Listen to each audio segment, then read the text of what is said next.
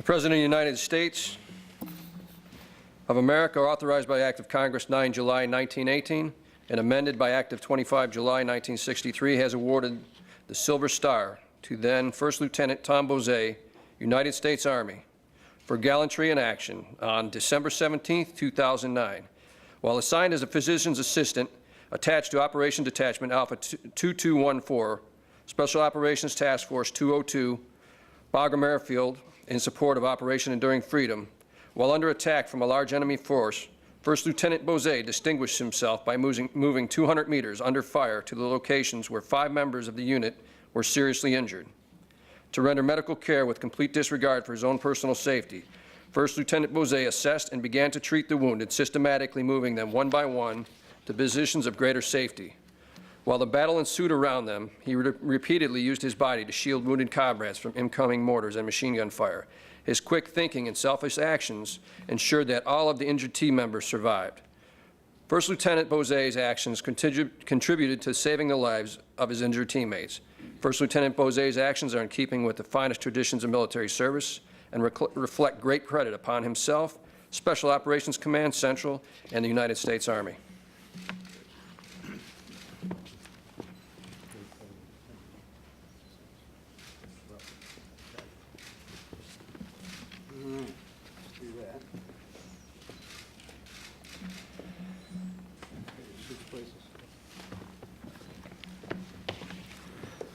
The President of the United States of America, authorized by Act of Congress 9 July 1918 and amended by Act of 25 July 1963, has awarded the Silver Star to Sergeant First Class Ryan Ahern, United States Army, for gallantry in action on December 17, 2009, while assigned as a Senior Communications Sergeant with the Operational Detachment Alpha 2214, Special Operations Task Force 202, Bagram Airfield, in support of Operation Enduring Freedom. While under attack from a large enemy force, Sergeant First Class Ahern was rendered unconscious when the unit received effective mortar and machine gun fire, which wounded him and 4 others. After regaining consciousness from the blast, Sergeant Ahern quickly identified the location of the enemy and successfully fired numerous high-explosive recoilless rifle rounds at the enemy's position, suppressing their fire long enough to allow other members of the unit to reinforce their positions. Sergeant First Class Ahern's actions contribute to saving the lives of his injured teammates. Sergeant First Class Ahern's actions are in keeping with the finest tradition of military service and reflect great credit upon himself, Special Operations Command Central, and the United States Army.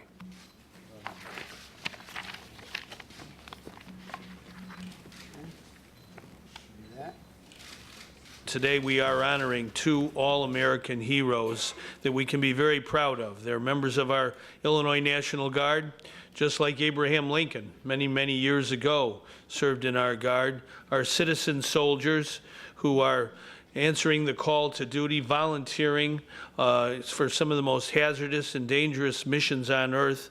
And it is really, I think, special that the best of the best, their families, their friends, and all of us are gathered here today to honor them. They're recipients of a very high military honor. And I think the people of Illinois, every single person in our state, are proud of Captain Bozzay and Sergeant First Class Ahern. My kind of town, Chicago is. Come on. I'm the one who ought to be thanking you for the privilege of being part of this ceremony. I travel around a lot, and almost always in formal settings and in speaking engagements, I'll get a question out of the audience, why are you so darn confident that the nation is going to, stay on the right path and that the United States military will remain the preeminent power on the face of the earth?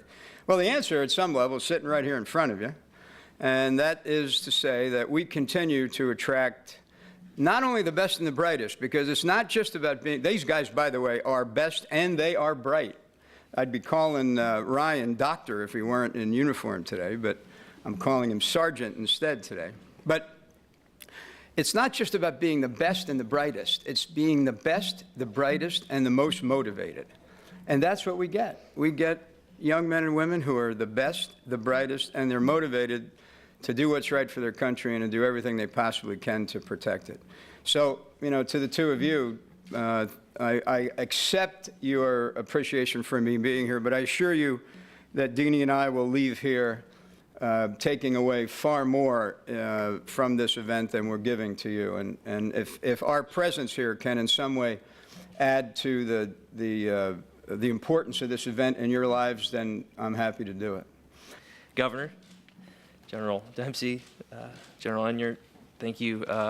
It's amazing that you're here, and thank you for just honoring the National Guard today. It's not for any single one of us, it's for all of us that wear this uniform, so thank you. I do want to say a couple things real quick. Just there is one person in this crowd that I apologize, I did not tell anybody else that he was coming, and that's James Cockrell, who is at the second level here. He is a 3-time winner of the Silver Star in Vietnam, and he's also one of my buddies. And we sat at lunch every day at Shriners Children's Hospital talking about Vietnam and what happens when you come home. And he is a great man. And thank you, Jim, for being here.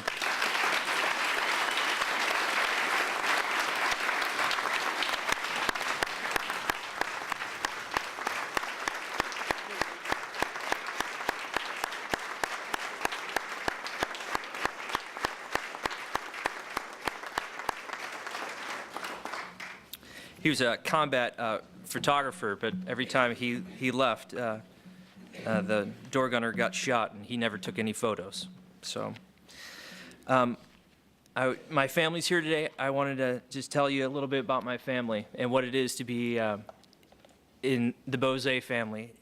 In 1971, my mom and dad were reunited at O'Hare Airport after being away for 3.5 years, as my father left Hungary, communist Hungary, to find a better life for his kids. And when my mom arrived to O'Hare Airport and they drove from O'Hare to downtown Chicago, my mom hid underneath the dashboard because she thought the Russians were going to kill her. And so my parents, every day, as we prayed every night to say thank you to God and for all that we have been given by this country, is celebrated today for countless people who have spilled blood for our country. And my mom and my dad came here instilling in us that America is the greatest place on the planet. 4 days after my father died, Ryan called me and said, "Hey, you're going to win the Silver Star, or you've received the Silver Star," or whatever. And there are some great heroes in this room. Sir, you, Ryan, and unbelievable people in this room who have done amazing things in combat that never get told about. There's people who have invested their lives into me, who have put so much into making me who I am today. People like Joe Friscara, a.k.a. Johnny Utah, Chris Wells, Master Guns, Machete, wherever you're at, David Cardenas. Those are their call signs. We don't actually call them that. So, but Vandercook, both of them, both of the brothers, just numerous people. About that day, it was a tough day, and we've done everything that we would have done for anybody else as a soldier. And Casey, David Newmer, Joe Asta, these people who are my friends and also my soldiers to the left and right of me are great influences on my life and are a blessing today because of them. After 9/11, my parents, my mom and dad are both Mennonite. If you don't know what that means, that's like Amish with electricity. So my brother and I, we went into the military, and we thought we'd go into they're both conscientious objectors. So my brother's a SEAL, and I became a Ranger. So you can figure out how well that worked out. But my mom said to me as she was kicking us out the door, as my brother just got back from Yemen a month before 9/11, and after I got pushed out the door by Mom. She said, in her best, most Hungarian accent, "Go kick their ass." So, but only a mom can say that, right?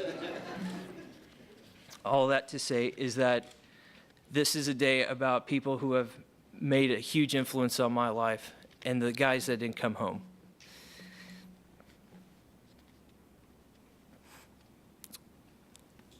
We say these names: Granado, Lutz, Summers, Fisher,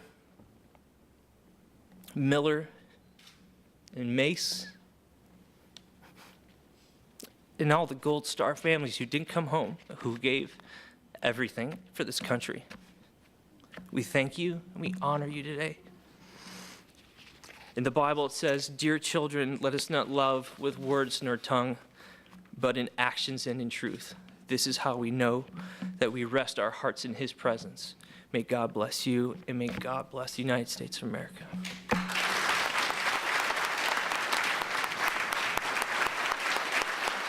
Thank you, Governor Quinn, for showing up yet again. As was mentioned before, he's been one of the strongest supporters of the military, and I've actually had several occasions to utilize the Family Relief Fund, being wounded several times. General Dempsey, it's good to see you again, and congratulations on being the chairman. General Enyart, as always, it's a pleasure. I'd also like to thank all the other official guests. It's wonderful for you to show up. I realize this is a busy time, and it's difficult to get away from your day jobs that drift into the night and afternoons and all the other times. I'd like to thank all the family members that showed up. You're a vital component to what makes it possible for us to go serve our country. The active duty soldiers are in a much better place with support structures and a family life to sustain sustained deployments to combat. The Guard, it's switching gears entirely. It's one day you're working, in my instance, in a lab. Tom's instance, he's in the operating room. The next day we're on a plane flying to somewhere to go to combat. So it's a huge switch, and unfortunately, the families have a much rougher time. So I'd like to thank all the families for stepping up while we're away to make all this possible. I'd also like to thank all my teammates. They're sitting in the top there.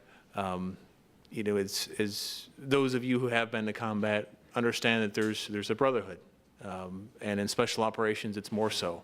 We don't have to look to a brother and wonder if they're capable of fulfilling the mission or not. We trust implicitly that they'll do whatever it takes to get the job done.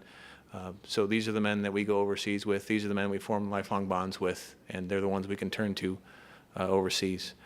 There are a few people I would like to thank more than any.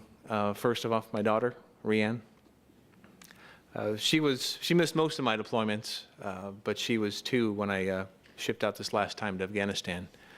And prior to going to Afghanistan, we do pre-mission training, and in our case, it was out in Guernsey, Wyoming. It is the middle of nowhere, but it accurately replicates Afghanistan. I came back for leave just before shipping out to Afghanistan, and when I got to the airport, her being young, just turned 2, she knew Daddy had been gone, and Mom had told her about how, well, Daddy's going to Afghanistan, and so she's like, whatever, Afghanistan, Sears, Jewel, those kind of things. But when we got in the car there, she exclaimed, "Oh, Daddy, I found you.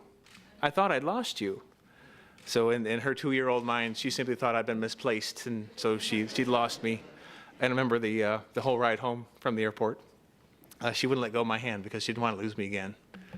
So unfortunately, I had to go away for a few more months, but then now Daddy's home forever with a few trips for work and now and then. But then the last person I'd like to thank is my wife, Gina. She's actually been through, she missed out my active duty time, but she's been with me for every combat deployment.